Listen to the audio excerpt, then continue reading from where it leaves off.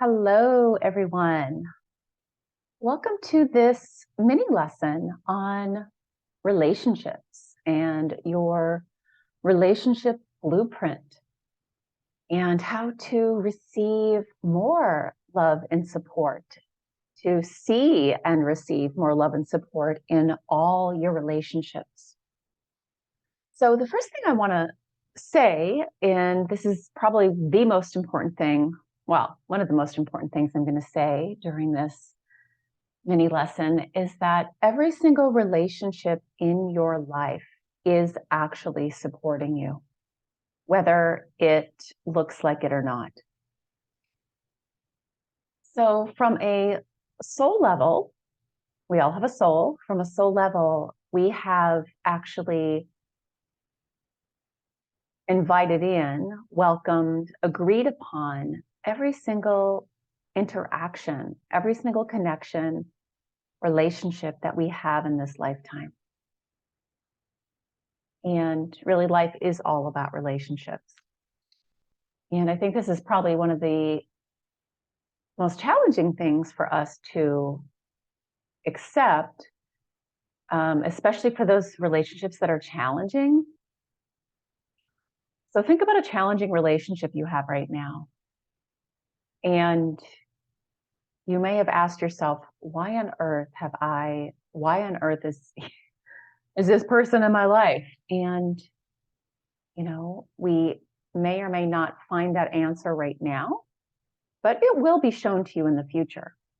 But the important thing, again, is to accept that every single relationship, whether it's a one-time meeting or it goes on for years, that it is actually agreed upon by both parties for both of you to be in this connection and this relationship. And, we are here, our souls are here, we are here to evolve, and we most quickly evolve through relationships. So relationships are really at the center of everything, are the most important thing right now. And unfortunately, many of us, struggle in this area. So key number one, or I would say step number one, I'm giving you guys tools in this mini lesson, is to accept that every relationship is in your life for a reason. And some for only a season, a short time, and some are meant to be long term. And some are going to be considered positive support by our human ego, self judgment. And some are going to look negative, like your what Carolyn Mace calls your noble adversaries or noble assholes. So, but they're all here for your evolution, to support you in your evolution. So that is the first thing that we really have to work on accepting. And that is so challenging. I know that it has been very challenging for me in the past. It's gotten easier as I have grown, as I've evolved. But yeah, sometimes I'll still be like, God, what is wrong with this person? And I'm like, why is this person treating me this way? Even our parents, we chose our parents. And that, again, might be a tough pill to swallow. But every relationship in your life is in it for a reason, sometimes long-term, sometimes short-term. All right. So pretty much everything in our life is an opportunity to wake up to limiting beliefs that we hold about ourselves, and in this case, about relationships.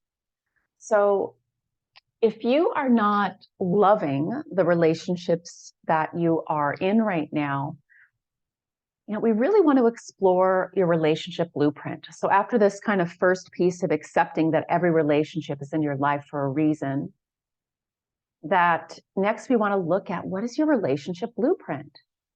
And how do we even find that? So the relationship blueprint is all the beliefs that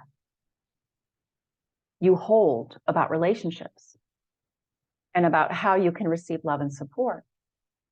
So we're going to move into, grab a journal. We're going to move into what I call write and reflect, which is one of the biggest tools that one of the main tools that I use in my work.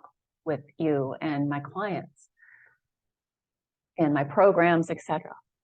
So first of all, you want to reflect on how were you treated growing up by your mom, number one, and then by your dad, number two. So take a few minutes, pause this if you need to, and write down, what did you experience growing up? How were you treated by your mom and then by your dad? You may have been treated the same, you may have been treated differently, but our beliefs, our core beliefs, and many of them limiting beliefs, keeping us from what we want now in relationships, are based upon what we experienced in our past relationships. And specifically with our mom and our dad, pretty much all female relationships represent mom, all male relationships represent dad, or whoever your primary caregiver was growing up. And if you've had several, then, my mom and my grandma were two very primary caregivers for me growing up. And then my father. My grandfather wasn't really around, though a little bit. So primary caregivers growing up, how were you treated?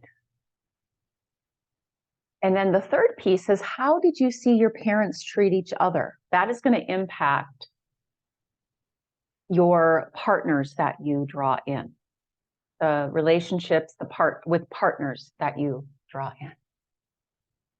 So that is going to give you some insight into the beliefs that you hold. And, some of our beliefs are great. We want to keep them. And some of them we're like, and we have a choice over what we believe. We can change what we believe at any time. And that's why it's so important to do this work, this deeper work, and discover what you believe.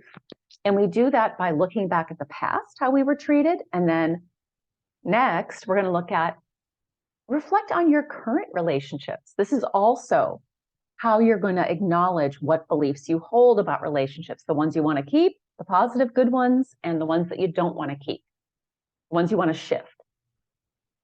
So let me give you an example. Growing up, my mother was very attacking. She didn't protect me. I would call that betrayal from my father, and the sexual abuse. And she also made me her counselor. So what I learned, or the belief I took on, given what I experienced as a child, is that I can't trust women. I can't depend on women. Women are going to attack me or betray me. I can give support, but I can't receive it from women, right? I gave my mom counseling, but I didn't really get support, emotional support, or protection in return. So those have been some limiting beliefs that I want to continue to work with as much as I have already. I still, there's layers, right? We all have layers. With my dad, it was really like the only attention I got that was kind of positive, weirdly, grossly enough, was that, I learned that love was sex. So yeah, that's what I carried forth. And then, I had to give sex to get love, right? So I heard that, my mother told me that, but then I actually experienced it from physical abuse with my father. And then, of course, many men after that. Felt like I was only wanted or got attention if I gave sex or sexual stuff. And the way I saw my parents treat each other, my dad was very controlling and abusive to my mother verbally.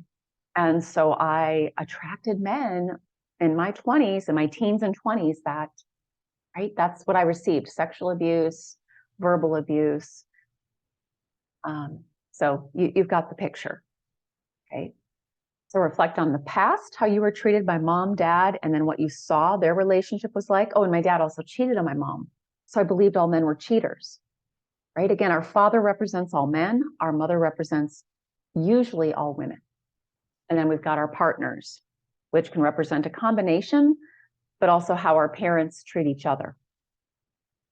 So it's important that we look back, so that not to stare, but and not to blame, but so we know what we believe, and also look at our current reality.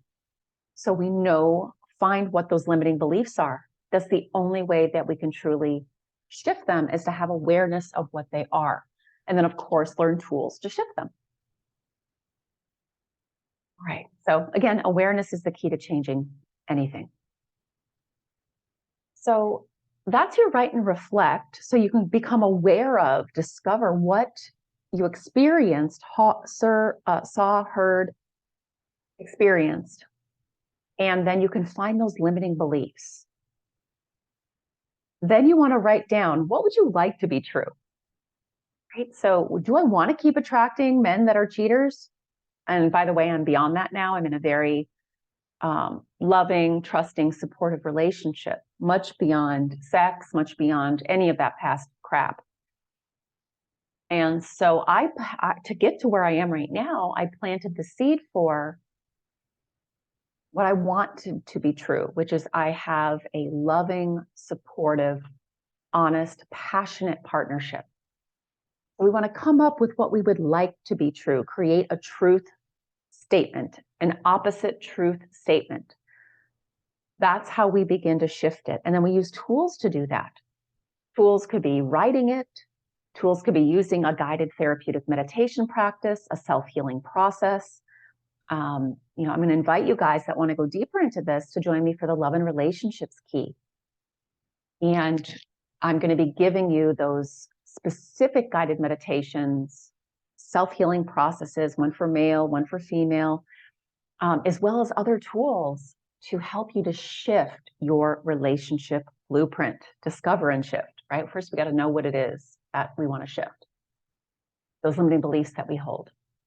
Another tool that I'm going to give you guys for today, and of course, you have a sample guided meditation and a sample self-healing process that you can totally use. And again, I invite you to join us for the program, the key program, so that you can go deeper and have specific practices that weave in specifically for relationships, clear out the gunk specifically for relationships. The other thing you want to do is get really clear on what you do want and write a divine partner list, write a divine friend list. So all the qualities it's not what you got in the past, it's what do you want now? So that's a great tool to put out to the universe. Okay, what is it that I want now? I know what I had in the past. I don't want that anymore. I want more. I deserve more. And that was a big belief that I had to work on shifting when it came to relationships, that I can't have it all in relationships. I heard that growing up.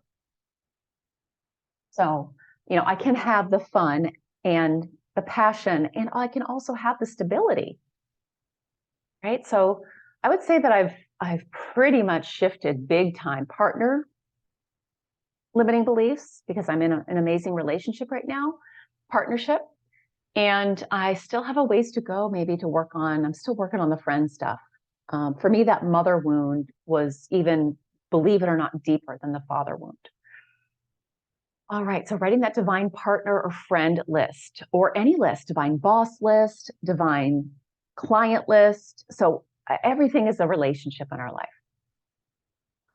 All right, so those are some things for you guys to get started with. And then again, would love to have you join us for the Love and Relationships Key program. We're going to go a lot deeper. I'm going to support you to discover and shift your relationship blueprint, and even help you to see, like, why did you attract certain relationships into your life on a soul level? And I mean, really the short answer is to overcome, right? To evolve, to overcome, to take your power back, to realize that you are a powerful co-creator that can have whatever you desire.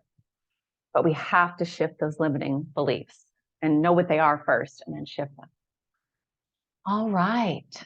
Love you guys. Have a happy holiday season. Again, we usually get triggered more this time of year because we often go back and spend time with those people, mom, dad, siblings. So our siblings also represent the male and the female, right? Brothers, sisters that we grew up with, also are part of our relationship blueprint, those limiting beliefs that we might be holding that are holding us back from having the love and support we desire, from attracting those accepting, loving, supportive relationships that are both give and receive, not just give, give, give, give, give. So yeah, would love you guys to join us, and wishing you just, a lot of love, a lot of peace and a lot of joy as we are ending out this year and moving into next year. All right. Feel free to share this with somebody in your life that you know could benefit. Bye.